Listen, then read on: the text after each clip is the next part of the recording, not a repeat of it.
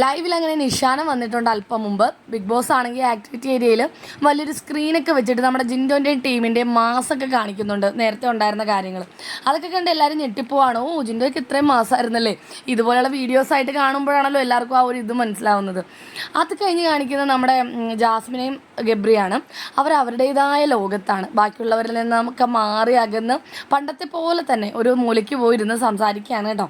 ഇനി 2 ദിവസം കൂടിയേ ഉള്ളല്ലോ, പറഞ്ഞു തീർന്നിട്ടില്ല. പറഞ്ഞു തീരാത്തത്ര വിശേഷങ്ങളും കഥകളും കാര്യങ്ങളും പുറത്തുപോയുള്ള കാര്യങ്ങളും എന്തൊക്കെ ചെയ്യും, എവിടെ വെച്ച് കാണും, അങ്ങനെ ഒരുപാട് കാര്യങ്ങളുണ്ട് അവർക്ക് ഡിസ്കസ് ചെയ്യാൻ.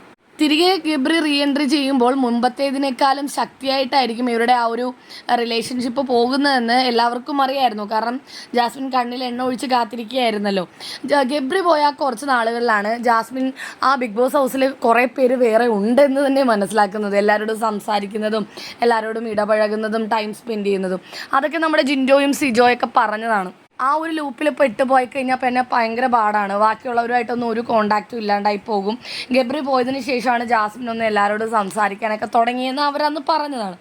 അതുപോലെ തന്നെ വീണ്ടും അതുപോലെ ആയിരിക്കുകയാണ്. തിരികെ ഗബ്രി വന്നു. ഇപ്പോൾ വീണ്ടും ജാസ്മിനും ഗബ്രിയും ഒരു കോർണറിലായി പോയിട്ടുണ്ട്.